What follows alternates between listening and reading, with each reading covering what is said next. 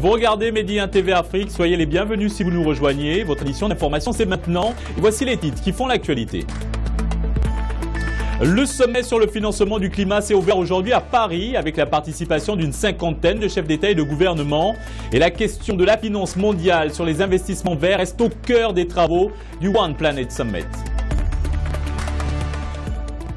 Au Maroc, le roi Mohamed VI a reçu le rapport sur les conclusions des investigations menées par la Cour des comptes concernant l'évaluation de l'action des centres régionaux d'investissement, les CRI, mais des cas de manquement ont été notés dans l'exercice de la responsabilité pour des agents d'autorité de différents grades.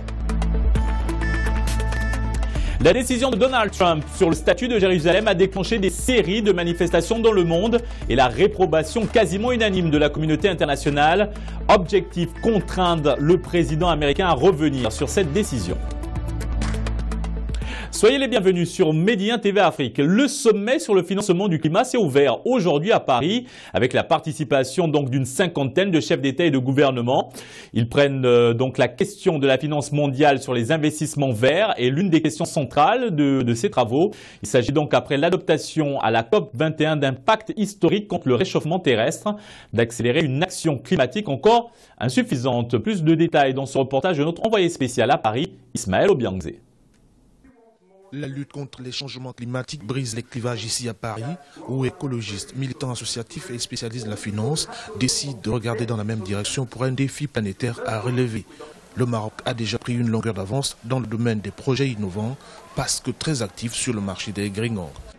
Très souvent, il y a des petits projets qui ont un impact climat très important et ne trouvent pas les financements qui vont avec. Dans le cas du Maroc, les green bonds dont je parle, il s'agit de gros montants et qui ont été distribués sur les marchés internationaux et sur les marchés de l'euro. Il faut concilier l'économie réelle à la finance pour atteindre l'objectif de diminution de gaz à effet de serre. La préoccupation du Gabon pour ce énième rendez-vous est claire. Le temps est venu d'agir. C'est accélérer la mise en œuvre. C'est de passer de la parole aux actes. Nous avons eu la COP 21, nous avons eu la COP 22, la COP 23, où par rapport aux engagements de financement qui étaient annoncés par les pays développés, nous sommes un peu réservés parce qu'on ne voit pas encore, du moins concrètement, la mise en œuvre de cela. La mobilisation des ressources nécessaires à la lutte contre le réchauffement climatique, oui, mais selon plusieurs observateurs, il faut à l'Afrique plus autre chose que de l'argent. Notre problème, c'est moins l'argent que ce que vous appelez la mobilisation des ressources. Il faut la professionnaliser. Il faut qu'on crée un corps africain de spécialistes de la mobilisation. C'est un métier comme un autre. On appelait ça dans le temps Project Finance.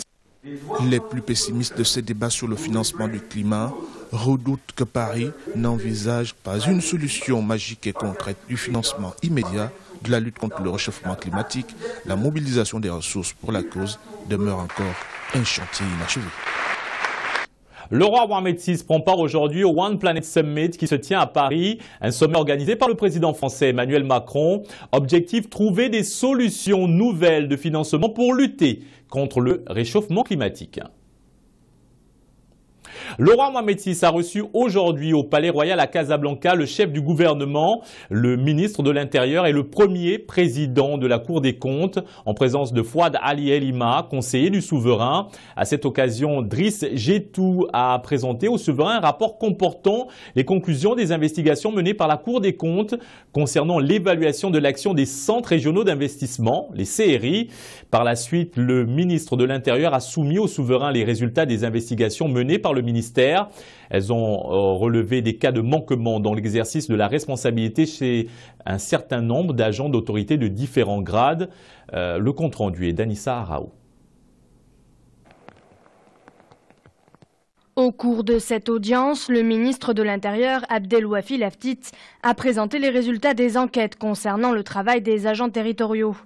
Conclusion, de nombreux manquements aux devoirs de plusieurs représentants de l'autorité ont été identifiés. Le ministre a ainsi soumis au souverain des propositions de sanctions visant les fonctionnaires concernés. Ainsi, pour le Wali et 6 gouverneurs, le ministère préconise la suspension de l'exercice de leurs fonctions et le renvoi devant une commission disciplinaire. Quant aux autres fonctionnaires, 86 ont été suspendus en attendant leur passage devant le conseil disciplinaire. 87 autres cadres recevront des avertissements. Par la suite, le roi Mohamed VI a reçu le rapport de la Cour des comptes sur l'évaluation de l'action des centres régionaux d'investissement. Le rapport de la Cour présidée par Djidjetou souligne que les enquêtes menées démontrent l'existence d'anomalies qui empêchent les centres régionaux d'investissement de remplir correctement leur mission. Au-delà des sanctions, le roi Mohamed VI a insisté sur la nécessité d'accorder un intérêt particulier à la formation des cadres de ces centres et leur qualification pour être à la hauteur des missions qui leur sont assignées. Le souverain a donné ses instructions au chef du gouvernement qui devra lui faire des propositions pour une réforme des centres régionaux d'investissement dans un délai de 2 mois maximum. Objectif, exploiter les grandes potentialités d'investissement que connaît le Maroc.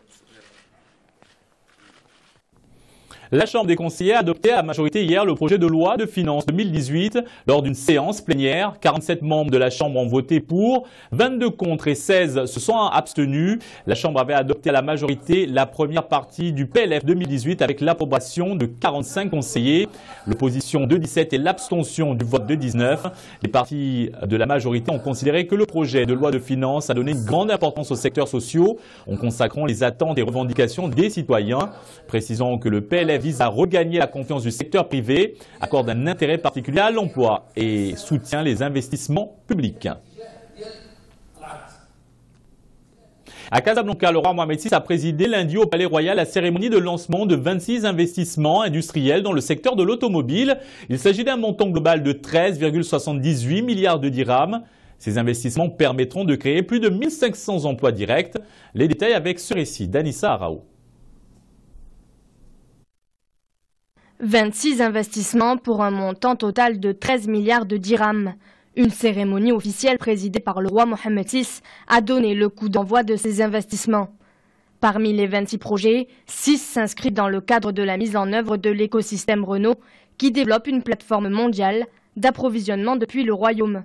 13 investissements seront réalisés dans le cadre du développement PSA Peugeot. Grâce à la structuration de cet écosystème d'envergure, les deux constructeurs s'approvisionnent actuellement en pièces usinées à hauteur d'1 milliard d'euros par an à partir du Maroc et a atteint un taux d'intégration locale de 55%. Comme vous le savez, le secteur automobile s'est développé fortement ces dernières années, est devenu le premier secteur exportateur avec un taux d'intégration, c'est-à-dire que la partie de ces pièces qui sont fabriquées au Maroc a beaucoup évolué. Elle est passée à 37% de plus que ce qu'elle était il y a à peine 2 ans. Ces investissements s'inscrivent dans le plan d'accélération industrielle lancé en avril 2014. Aujourd'hui, les secteurs automobiles Peugeot et Renault ont permis la création de plus de 80 000 emplois, soit 90% de l'objectif à l'horizon 2020. Ils ont généré en 2016 un chiffre d'affaires à l'export de 60 milliards de dirhams, soit une hausse de 50% par rapport à 2014. Ces nouveaux investissements attestent du positionnement affirmé du secteur industriel du royaume sur des activités à haute valeur ajoutée, ainsi que de la confiance d'opérateurs internationaux de renom dans le programme industriel national.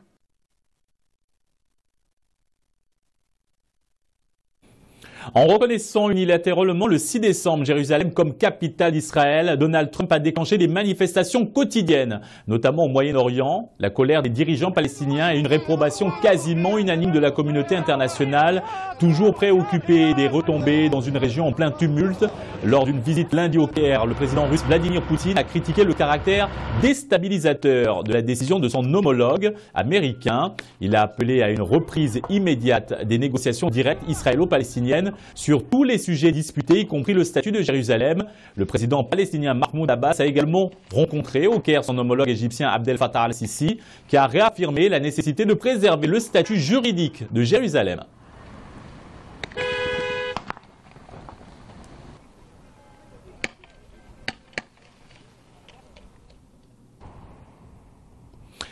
Et maintenant, aux États-Unis, l'explosion hier d'une bombe artisanale dans une gare routière de New York est présentée comme une tentative d'attentat terroriste.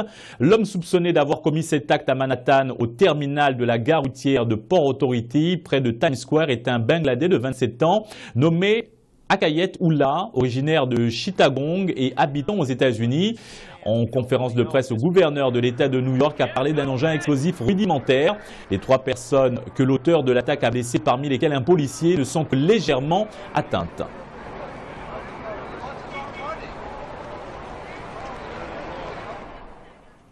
Retour sur le continent en République démocratique du Congo. Maintenant, la mission de la MONUSCO a rendu hommage hier à Beni, à ses 14 casques bleus tanzaniens tués dans l'attaque de jeudi dernier sur la base de Semliki.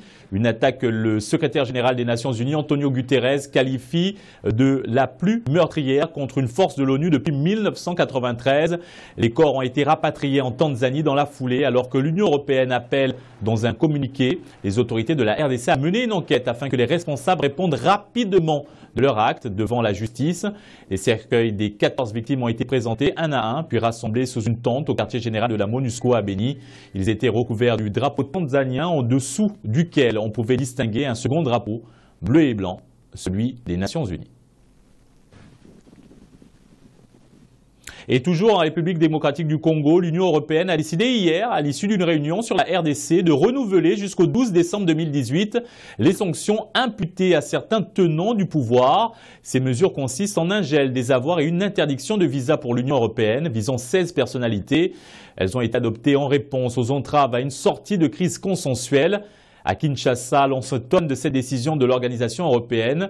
Les autorités congolaises estiment que ces sanctions n'ont pas été adoptées comme le souhaitaient certains pays de l'Union européenne.